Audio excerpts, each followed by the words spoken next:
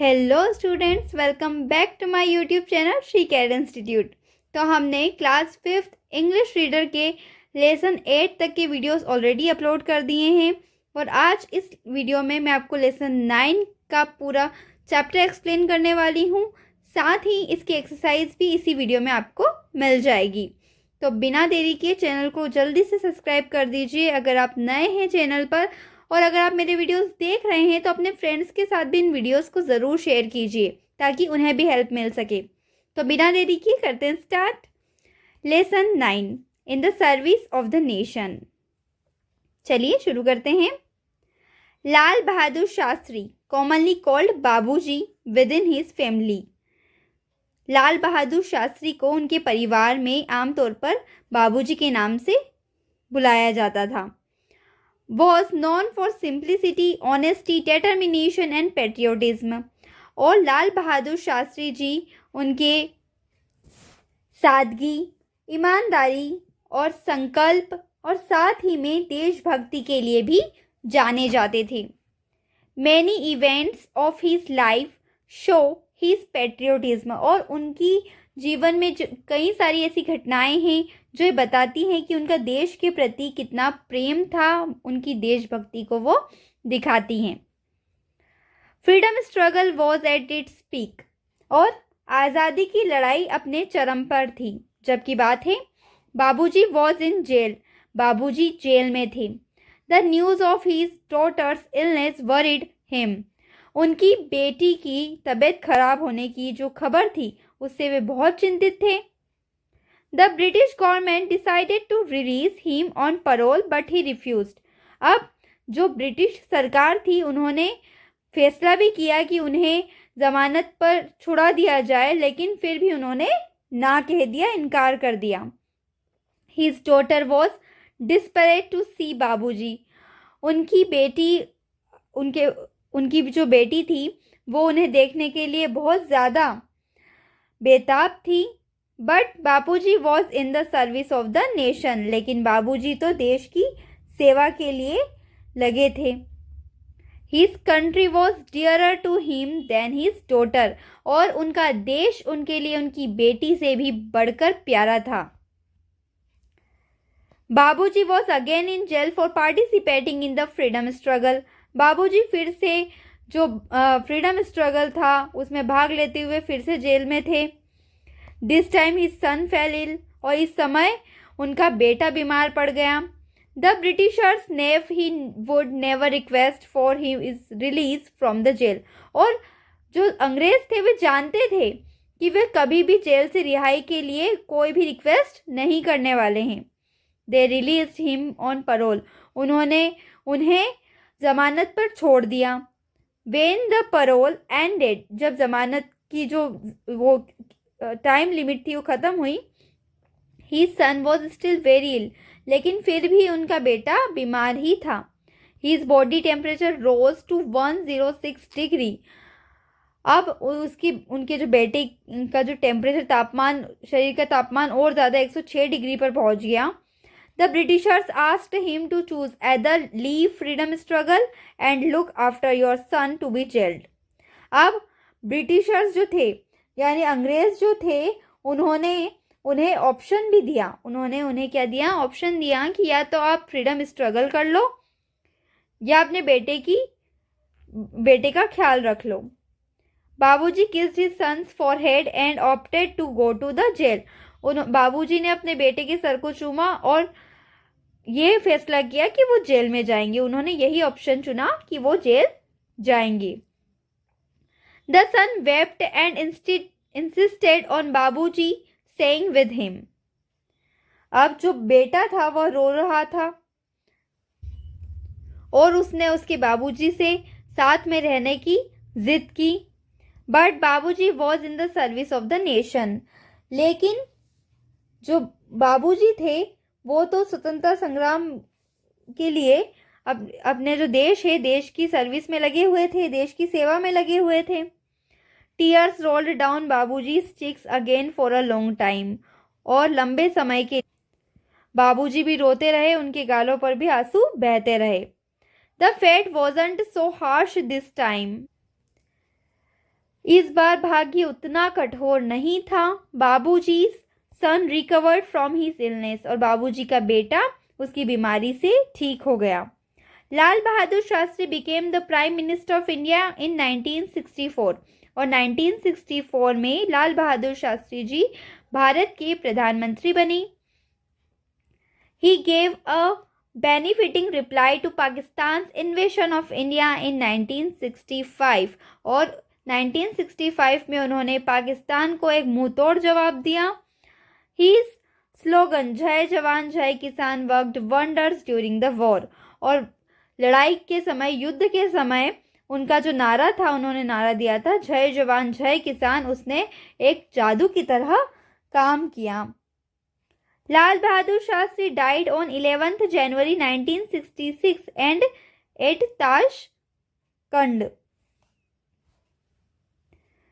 Tashkent.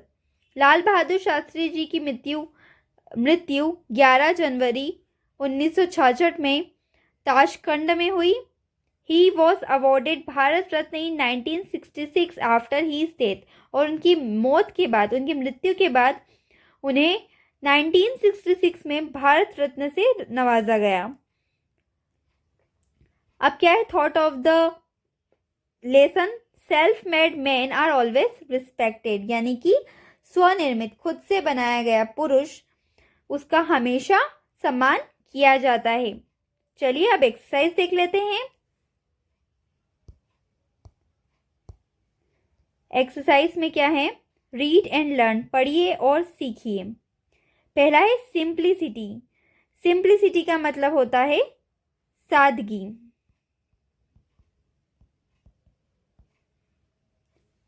फिर है determination. Determination का मतलब होता है दृढ़ निश्चय, यानी किसी चीज को करने के बारे में बिल्कुल अच्छा सोच लेना कि हाँ हाँ हम ये करके ही रहेंगे। फिर है पैट्रियोटिज्म। पैट्रियोटिज्म का मतलब हम जानते हैं देश प्रेम। अगला देखते हैं स्ट्रगल। स्ट्रगल का मतलब होता है संघर्ष। नेक्स्ट है रिलीज। रिलीज का मतलब होता है रिहाई। अगला है परोल। परोल का मतलब होता है जमानत। अगला है टेम्परेचर। टेम्परेचर का मतलब होता है तापमान। अगला है रिकवर। रिकवर का मतलब होता है स्वस्थ होना।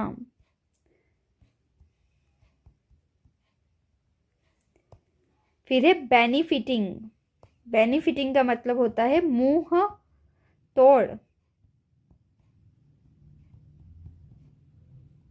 चलिए आगे देखते हैं। Word power.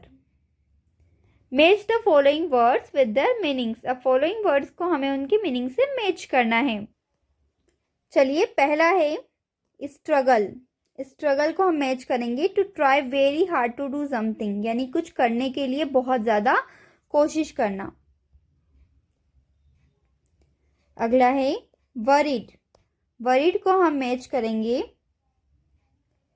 To keep thinking about unpleasant things, यानी कुछ चीजों के बारे में चिंतित होना। अगला है रिफ्यूज्ड। रिफ्यूज्ड को हम मैच करेंगे to say that you will not do something, यानी किसी चीज को मना कर देते कि हाँ हम ये काम नहीं करेंगे। अगला है in the service of.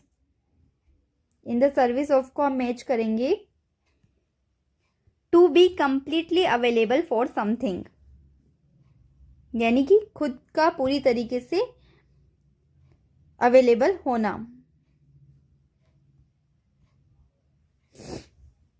Next है इंसिस्ट। इंसिस्ट का लास्ट बचा है to demand that something must happen, कुछ करने की, कुछ होने वाला हो उसकी मांग करना। चलिए आगे देखते हैं।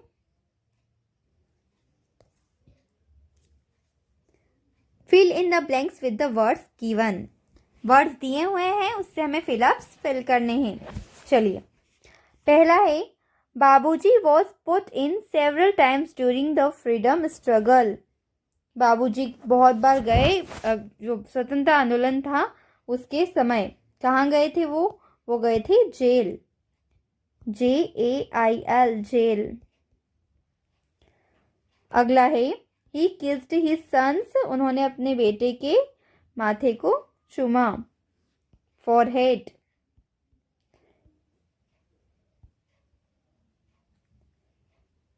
अगला है रोल्ड डाउन हीज चिक्स, उनके गाल भी भर आए, किससे? टीयर्स, यानी कि आंसुओं से।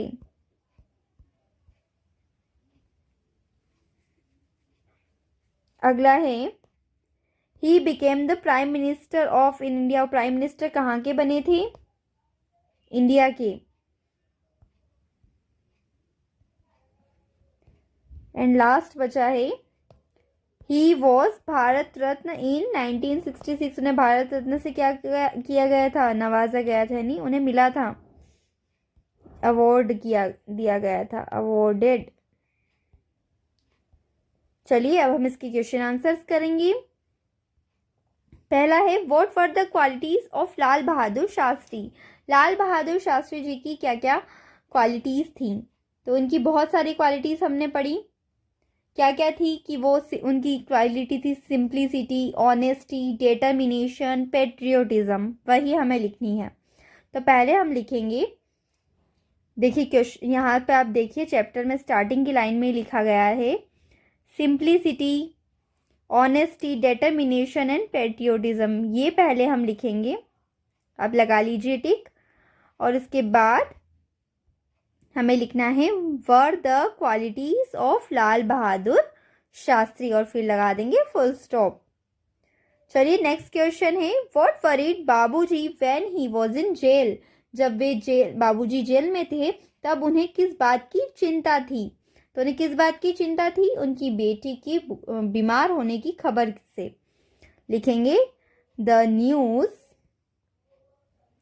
ऑफ हीज डॉटर्स इलनेस,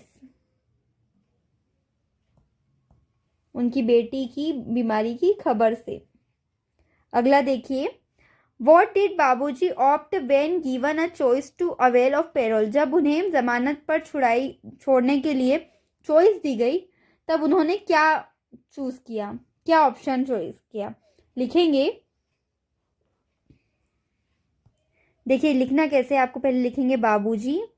चलिए मैं इसका आंसर ना यहाँ लिख लेती हूँ, बाबूजी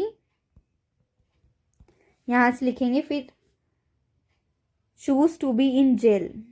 चलिए लिख लीजिए,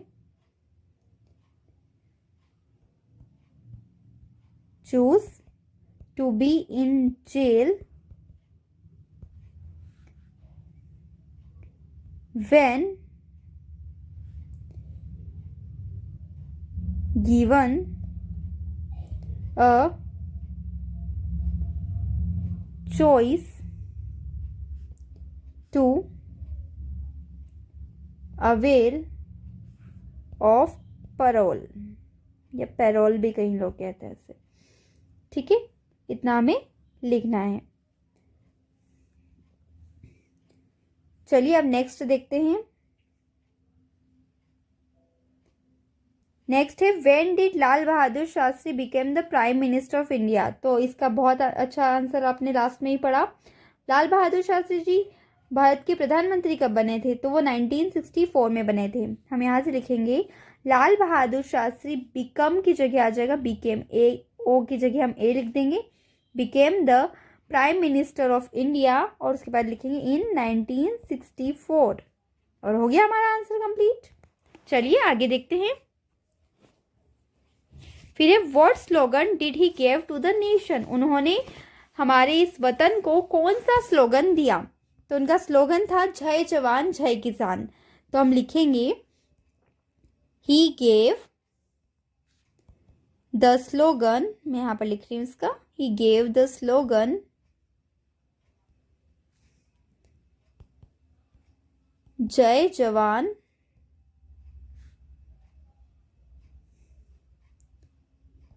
जय किसान टू द नेशन। किसे दिया था उन्होंने? इस वतन को, भारत को। How was Lal Bahadur Shastri honoured for he service to the nation? उन्होंने भारत के लिए जो अच्छे अच्छे काम किए उसके लिए उन्हें कब ऑनर किया गया? तो लिखेंगे हम यहाँ से लाल बहादुर शास्त्री, अब शास्त्री के बाद आप लिख देंगे was honoured for his service to the nation, awarded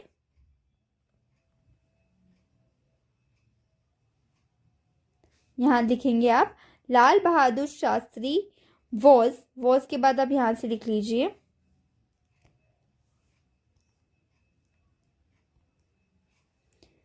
was honoured भी मत लिखिए। लाल बहादुर शास्त्री वॉज के बाद आप लिख लीजिए अवॉर्डेड भारत रत्न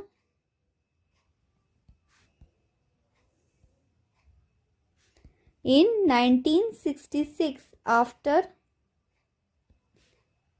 his death। चलिए, छोटा सा आंसर हो गया है।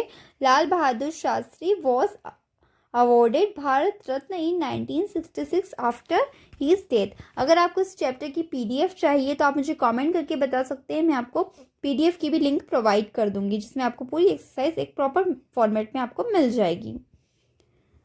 चलिए आगे देखते हैं, let's learn.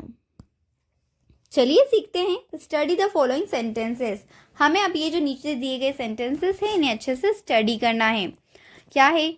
We enjoy a holiday on Sunday. देखिए, जिस वर्ड के नीचे अंडरलाइन है आप उसे ध्यान से देखिए। जब संडे किसी डे की बात हो रही है तब क्या हो रहा है? ऑन यूज हो रहा है। The train leave at 5 o'clock, जब टाइम बताया गया तब 8 यूज हुआ। शास्त्री जी वॉज अवॉर्डेड भारत रत्न 1966, और जब किसी सन की बात की गई तो इन यूज हुआ। ऐसे और सेंटेंसेस हम स्टडी करेंगे। There is a duster on the table, जब किसी चीज के ऊपर कोई चीज पड़ी हुई है तो क्या यूज हुआ? On. Mohan lives at Pachmarhi in Hoshangabad, अब यहाँ पर होशंगाबाद के पंचमढ़ी की बात हुई तो यहाँ क्या यूज हुआ? एट। अब किसी रूम के अंदर कोई चीज है तो वहां यूज हुआ इन। चलिए, ऐसे ही हमें यहाँ पर फिल इन द ब्लैंक्स को सही प्रिपोजिशन से फिल करना है। पहला हम करेंगे Ram. When will you meet me, तुम मुझसे कहाँ मिलोगे, कब मिलोगे?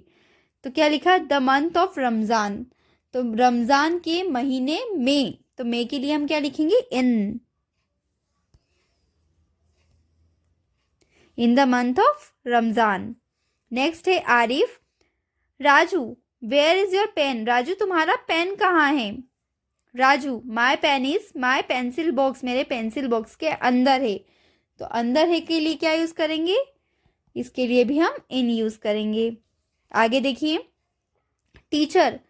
Meena, where do you live, Meena तुम कहाँ रहती हो? Meena, sir I live Bheragarh, तो यहाँ पर क्या आएगा? इन। ये भी किसी जगह की बात हो रही है। When will the match begin, match कब शुरू होगा? मनदीप बोल रहा है the match will begin 9 o'clock, तो हमने पढ़ा है कि समय से पहले हम क्या लिखेंगे? 8, लिख देंगे 8। Raju, well enjoy a picnic a holiday, तो यहाँ पर क्या होगा? ऑन आएगा, जिसे हमने पढ़ा था on Sunday. Kirti, yes it will be fine. फिर Shreya, Bala, who is there the bridge, अब वहां ब्रिज पर कौन है? ब्रिज पर किसी चीज पर कौन है? कोई चीज है, on. Bala, he is the watchman, यानी कि वो वॉचमैन है। चलिए आगे देखते हैं। Look at the picture and complete the sentence by using the words given in brackets. चलिए देख लेते हैं। पिक्चर क्या है? एक लड़का है जो पेड़ के पीछे है, तो the boy is hiding the tree, पीछे के लिए हम क्या यूज करते हैं? बिहाइंड। चलिए लिख देंगे बिहाइंड द ट्री। नेक्स्ट क्या है? यहां पर एक साधु हैं जो कहाँ बैठे हुए हैं? पेड़ के नीचे बैठे हुए हैं, तो यहाँ क्या होगा, अंडर लिखेंगे हम। The sage is sitting under the tree, sorry under the. चलिए आगे देखते हैं।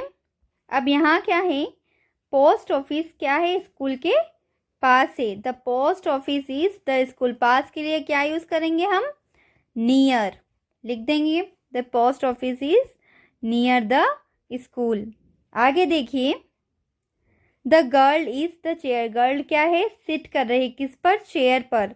तो हम यहाँ पर क्या बचा है option, on. The girl is sitting on the chair. चलिए आगे देखते हैं।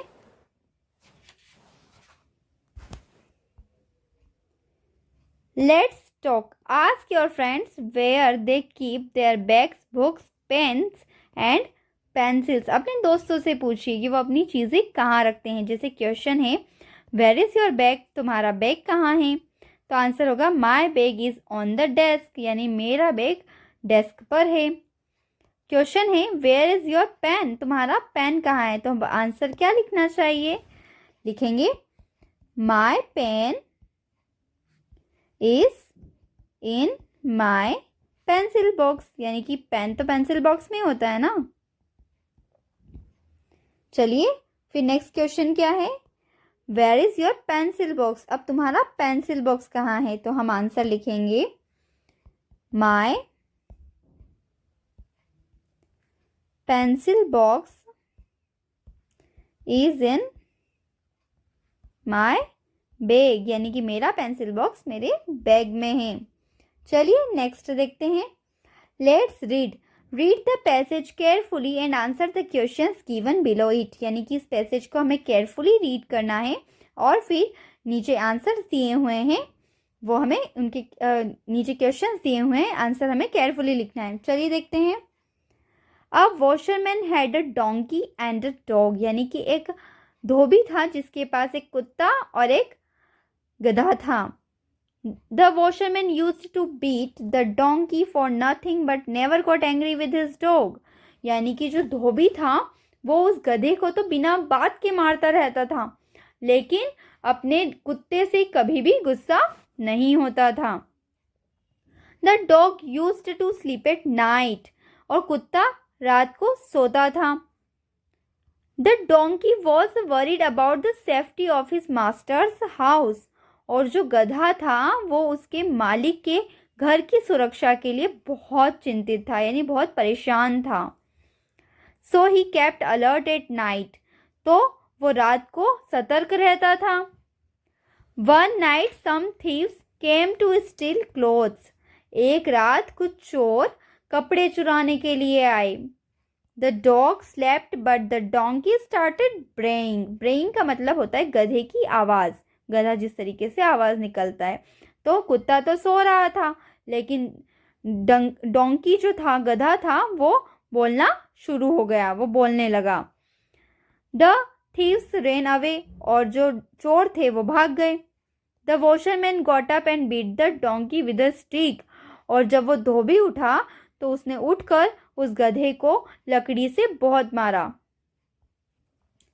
The donkey decided not to do dog's duty in future, तो उस गधे ने भी सोच लिया कि अब कभी भी भविष्य में इस कुत्ते का काम मैं नहीं करूँगा, यानी कि वो डॉग की ड्यूटी थी कि वो घर का ध्यान रखे, लेकिन वो कौन कर रहा था, डोंकी कर रहा था, और उसने घर का ध्यान रखा, चोरों को भगा भी दिया, लेकिन फिर भी उसकी मार ही पड़ी।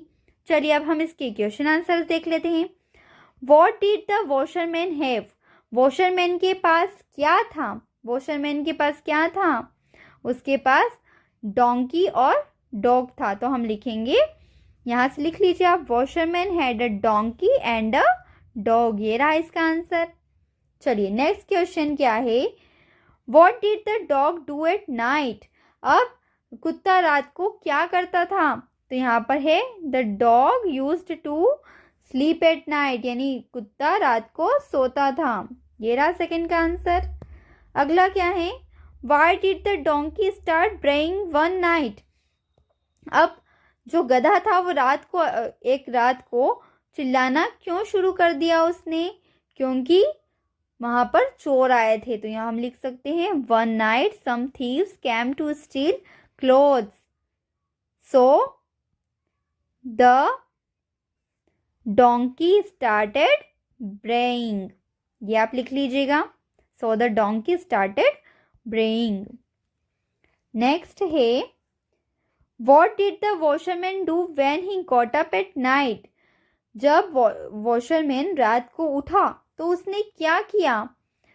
द वॉशरमैन लिखेंगे, उसके बाद beat the donkey with a stick, उसके बाद लिखेंगे when he got up at night, उसके बाद आप यहाँ से लिख लीजिएगा। ये रहा फोर्थ का आंसर। फिर क्या है फिफ्थ वाला, what did the donkey decided last. आखिर में गधे ने क्या फैसला किया। The donkey decided not to do dog's duty in future, यानी कि उस गधे ने ये फैसला किया कि अब वो कभी भी उस कुत्ते की ड्यूटी, उसका काम नहीं करेगा। आई होप कि आपको वीडियो पसंद आया होगा, मेरी एक्सप्लेनेशन समझ आई होगी। और अगर आपने अभी तक चैनल को सब्सक्राइब नहीं किया है, वीडियो को लाइक नहीं किया है, तो आप जल्दी से कर दीजिए। बाकी के वीडियोस भी मैंने अपलोड कर दिए हैं और आने वाली क्लासेस के वीडियोस भी आपको मिल रहे हैं। 6th की इंग्लिश हो चुकी है, 7th और 8th की भी इंग्लिश में अपलोड कर रही हूँ, तो चैनल पर बने रहिए। आपको सभी क्लासेस के वीडियोस इस एक चैनल पर मिल जाएंगे। अपने फ्रेंड्स के साथ भी ज़रूर वीडियो को शेयर कीजिए, अपने क्लासमेट्स के साथ शेयर कीजिए ताकि उनकी भी हेल्प हो सके। Thanks for watching this video, take care, bye bye.